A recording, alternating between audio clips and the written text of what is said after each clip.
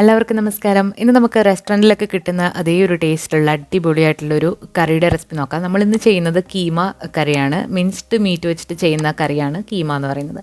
അപ്പോൾ കീമയും പൊട്ടറ്റോയും കൂടി ഇട്ട് അടിപൊളിയായിട്ട് ചപ്പാത്തിക്കും ചോറിനൊക്കെ പറ്റിയ ഒരു സൈഡ് ഡിഷാണ് നമ്മളിന്ന് കാണിക്കുന്നത്. അപ്പോൾ അതെങ്ങനെയാണെന്ന് നോക്കാം. അപ്പോൾ നമ്മൾ ആദ്യം തന്നെ ഈ ഒരു റെസിപ്പിക്ക് വേണ്ടിയിട്ട് ഒരു പ്രഷർ കുക്കറാണ് വേണ്ടത്. പ്രഷർ കുക്കറിലേക്ക് ഒരു 2 ടേബിൾ സ്പൂൺ ഓയിൽ ചേർത്ത് കൊടുക്കുക. ഏത് ഓയിൽ വേണമെങ്കിലും ചേർക്കാം. ഞാനിവിടെ കോൾഡ് പ്രസ്ഡ് ഓയിലാണ് ചേർത്തിട്ടുള്ളത്. ഓയിൽ നന്നായിട്ട് ചൂടായി വന്നു കഴിഞ്ഞാൽ ഒരു 1/2 ടീസ്പൂൺ പെരിഞ്ജീരകം, അതായത് വലിയ ജീരകം ഇട്ട് കൊടുത്തിട്ടുണ്ട്. ഇനി ഇതിലേക്ക് ഒരു 3 ഏലക്കായ ഇട്ട് കൊടുക്കുന്നുണ്ട്. അതുപോലെ തന്നെ ഒരു ചെറിയൊരു തക്കോലം, അതുപോലെ ഒരു ചെറിയൊരു ബേ ലീഫ്. ഇനി ഇതിലേക്ക് നമ്മൾ ഒരു 3 ഗ്രാമ്പ് കൂടി ഇട്ട് കൊടുക്കുന്നുണ്ട്. തക്കോലത്തിന് പകരം നിങ്ങൾക്ക് ചെറിയ കഷ്ണം പട്ടയും എടുക്കാവുന്നതാണ്. ഇതൊന്ന് ചെറുതായിട്ടൊന്ന് മൂത്ത് വരണം. ഇനി ഇതിലേക്ക് 2 മീഡിയം സൈസിലുള്ള സവാള പൊടിയായിട്ട് അരിഞ്ഞതാണ്. അപ്പോൾ അതുകൂടി ഇട്ടിട്ട് നന്നായിട്ടൊന്ന് വഴറ്റിയെടുക്കണം. ഈ ഒരു സവാള ഒരു ലൈറ്റ് ഗോൾഡൻ ബ്രൗൺ നിറാകുന്നവരെ ഒന്ന് വഴറ്റിയെടുക്കുക. അതിന് ശേഷമാണ് നമ്മൾ ഇഞ്ചി വെളുത്തുള്ളി പേസ്റ്റ് ഇതിലേക്ക് ഇട്ട് കൊടുക്കുന്നത്. സവാള നന്നായിട്ട് വഴണ്ട് കിട്ടാനായിട്ട് കുറച്ച് ഉപ്പ് കൂടി ഇട്ട് കൊടുക്കുകയാണെങ്കിൽ പെട്ടെന്ന് തന്നെ ഇത് വഴണ്ട് കിട്ടും. തീ ഒരു മീഡിയം ഹൈ ഫ്ലെയിമിലാണ് തീ വേണ്ടത്. ഇപ്പോൾ നമ്മുടെ സവാള നന്നായിട്ടൊന്ന് ബ്രൗൺ നിറായി വന്നിട്ടുണ്ട്. ഇനി ഇതിലേക്ക് നമുക്ക് ഇഞ്ചി വെളുത്തുള്ളി പേസ്റ്റ് ചേർത്ത് കൊടുക്കാം. ഞാനിവിടെ 3 ടീസ്പൂൺ ഇഞ്ചി വെളുത്തുള്ളി പേസ്റ്റാണ് ചേർത്ത് കൊടുത്തിട്ടുള്ളത്. ഒരുപാടങ്ങ് പേസ്റ്റ് ആക്കിയിട്ടില്ല, ഒന്ന് ചതച്ചിട്ടാണ് എടുത്തിട്ടുള്ളത്. ഈ ഒരു ഇഞ്ചി ഇനി പച്ചമണമൊക്കെ മാറുന്നവരെ നന്നായിട്ടൊന്ന് വഴറ്റിയെടുക്കുക. ഇഞ്ചി വെളുത്തുള്ളി പച്ചമണമൊക്കെ നന്നായിട്ട് മാറി വന്നു കഴിഞ്ഞാൽ ഇതിലേക്ക് നമുക്ക് പൊടികൾ ചേർത്ത് കൊടുക്കാം. ഒരു 1/4 ടീസ്പൂൺ മഞ്ഞൾപ്പൊടി ചേർത്ത് കൊടുക്കുന്നുണ്ട്. അതുപോലെ തന്നെ 1.5 ടീസ്പൂൺ കാശ്മീരി മുളക് പൊടിയാണ്. മുളക് പൊടി എരിവിനനുസരിച്ച് നിങ്ങൾ കൂട്ടോ കുറയ്ക്കുകയോ ചെയ്യാവുന്നതാണ്.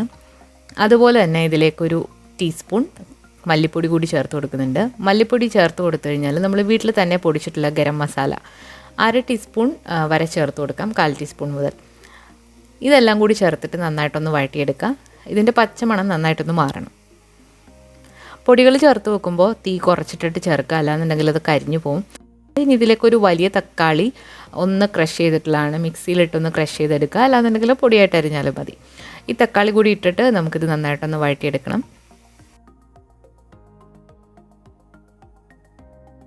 അപ്പോൾ തക്കാളിയിൽ നിന്നും കുറച്ച് എണ്ണയൊക്കെ ഒന്ന് വരാൻ തുടങ്ങിയിട്ടുണ്ട്. അപ്പോൾ ഈ ഒരു സമയത്ത് നമുക്കിതിലേക്ക് മിൻസ്ഡ് മീറ്റ് ചേർത്ത് കൊടുക്കാം. മിൻസ്ഡ് മീറ്റ് എന്ന് പറയുമ്പോൾ നിങ്ങൾക്ക് ചിക്കനോ ബീഫോ മട്ടനോ ഏത് വേണമെങ്കിലും എടുക്കാവുന്നതാണ്.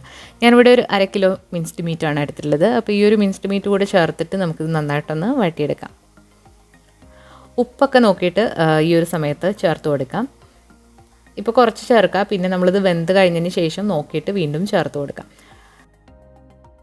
ഇതിലേക്ക് ആവശ്യത്തിനുള്ള ഉപ്പും കൂടി ഇട്ടിട്ട് നന്നായിട്ടൊന്ന് മിക്സ് ചെയ്തെടുക്കാം. ഇനി നമ്മളിത് പ്രഷർ കുക്കർ അടച്ച് വെച്ചിട്ട് ഇത് വേവിച്ചെടുക്കാൻ പോവുകയാണ്. അപ്പോൾ വേവിച്ചെടുക്കാൻ വേണ്ടിയിട്ട് വെള്ളം ചേർക്കണം എന്നില്ല, പക്ഷേ നിങ്ങൾക്ക് കുറച്ച് ഗ്രേവി ആയിട്ടാണ് ഈ ഒരു കറി വേണ്ടതെന്നുണ്ടെങ്കിൽ കുറച്ച് വെള്ളം കൂടെ ഒഴിച്ചിട്ട് ഇത് കുക്ക് ചെയ്തെടുക്കാം. ഞാനിവിടെ ഒരു 1/2 കപ്പ് നല്ല ചൂടുള്ള വെള്ളമാണ് ഒഴിച്ചു കൊടുത്തിട്ടുള്ളത്. മൊത്തത്തിൽ 1 കപ്പ് വെള്ളം വരെ ഇതിലേക്ക് ചേർത്ത് കൊടുക്കാം.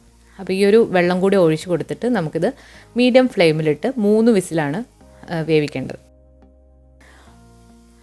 അപ്പോൾ നമ്മൾ മീഡിയം ഫ്ലെയിമിൽ ഒരു 3 വിസിൽ അടിച്ചെടുത്തിട്ടുണ്ട്. അപ്പോൾ ഈ ഒരു മീറ്റ് നന്നായിട്ട് കുക്കായി എണ്ണയൊക്കെ തെളിഞ്ഞു വന്നിട്ടുണ്ട്.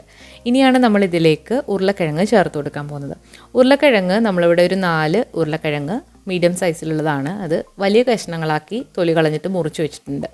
ഈ ഒരു ഉരുളക്കിഴങ്ങ് കൂടി ഇട്ടിട്ട് ഇനി ഇത് നമുക്കൊന്നുകൂടെ ഒന്ന് വേവിച്ചെടുക്കണം. ഇനി നമ്മൾ കുറച്ച് സാധനങ്ങളിലൂടെ ഇതിലേക്ക് ചേർത്ത് കൊടുക്കുന്നുണ്ട്. അപ്പോൾ ഈ ഉരുളക്കിഴങ്ങിനൊപ്പം തന്നെ നമ്മൾ 2 പച്ചമുളക് ചേർത്ത് കൊടുക്കുന്നുണ്ട്. പച്ചമുളക് പൊളർന്നോ പിളരാതെയോ നിങ്ങൾക്ക് ഇടാവുന്നതാണ്. ഇതിലേക്ക് പിന്നെ മെയിനായിട്ട് ചേർക്കേണ്ടത് മല്ലിയിലയാണ്. ഇതൊരു നോർത്ത് ഇന്ത്യൻ സ്റ്റൈലിലാണ് നിങ്ങൾ ചെയ്യുന്നതെന്നുണ്ടെങ്കിൽ മല്ലിയില മസ്റ്റായിട്ടും വേണം. ഇനി അല്ലാന്നുണ്ടെങ്കിൽ കറിവേപ്പില ഇട്ട് കൊടുത്താലും മതിയാകും. മല്ലിയില കൂടി ഇട്ട് കൊടുത്തിട്ട് നമുക്കിത് അടച്ച് വെച്ചിട്ട് 1 വിസിൽ അടിച്ചെടുക്കാം. കൂടുതൽ ഈ ഒരു ഉരുളക്കിഴങ്ങ് വെന്ത് വരണം എന്നുണ്ടെങ്കിൽ നിങ്ങൾക്ക് 2 വിസിൽ വരെ അടിക്കാം. പക്ഷേ കുറച്ച് അത്യാവശ്യം വെന്ത് വന്നാൽ മതി എന്നുണ്ടെങ്കിൽ 1 വിസിൽ മതിയാകും. ഇതിലേക്ക് ഉപ്പ് കൂടി ഇട്ട് കൊടുത്തിട്ട് നമുക്കിത് അടച്ചു വെച്ചിട്ടൊന്ന് വേവിച്ചെടുക്കാം. അതുപോലെ ഈ ഒരു കറി നിങ്ങൾക്ക് പക്ക നോർത്ത് ഇന്ത്യൻ സ്റ്റൈലിൽ വേണമെന്നുണ്ടെങ്കിൽ നമ്മൾ ആദ്യം ഉള്ളി വഴറ്റിയ സമയത്ത് വലിയ ജീരകം ഇട്ട സ്ഥാനത്ത് ചെറിയ ജീരകം ഇട്ട് കൊടുക്കാം. അപ്പോൾ ഇതൊരു പക്ക നോർത്ത് ഇന്ത്യൻ സ്റ്റൈലിലുള്ളൊരു കറിയായിട്ട് മാറും. അപ്പോൾ നമ്മളിത് അടച്ചു വെച്ച് മീഡിയം ഫ്ലെയിമിൽ 1 വിസിൽ കൂടി അടുപ്പിച്ച് എടുക്കാൻ പോവാണ്.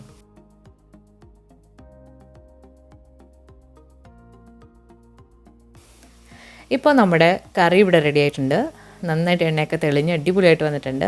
ഇനി ഈ ഒരു കറി നിങ്ങൾക്ക് വേണമെന്നുണ്ടെങ്കിൽ ഒന്നുകൂടെ തിളപ്പിച്ച് നിങ്ങൾക്ക് ഇഷ്ടമുള്ള കൺസിസ്റ്റൻസിയിലാക്കിയിട്ട് എടുക്കാവുന്നതാണ്. അവസാനം മല്ലിയില കൂടി ഇട്ടിട്ട് ഇതുപോലെ കഴിക്കാവുന്നതാണ്. അപ്പോൾ ഈ ഒരു കറി എന്ന് പറയുമ്പോൾ ചപ്പാത്തി, അതായത് നാൻ, പൊറോട്ട, ഗീ റൈസ്, അപ്പോൾ ഏത് റൈസിൻ്റെ കൂടെയും ഈ ഒരു കറി നന്നായിട്ട് പോകും. അപ്പോൾ അടിപൊളി ടേസ്റ്റുള്ളൊരു കറിയാണ്. അപ്പോൾ എല്ലാവരും ഒന്ന് ട്രൈ ചെയ്ത് നോക്കിയിട്ട് നിങ്ങളുടെ ഫീഡ്ബാക്ക്സ് അറിയിക്കുക. ഈ ഒരു വീഡിയോ ഇഷ്ടമായിട്ടുണ്ടെങ്കിൽ ലൈക്ക് ചെയ്യാനും ഷെയർ ചെയ്യാനും മറക്കരുത്. പുതിയൊരു റെസിപ്പി വീഡിയോ ആയിട്ട് നമുക്ക് വീണ്ടും കാണാം. താങ്ക്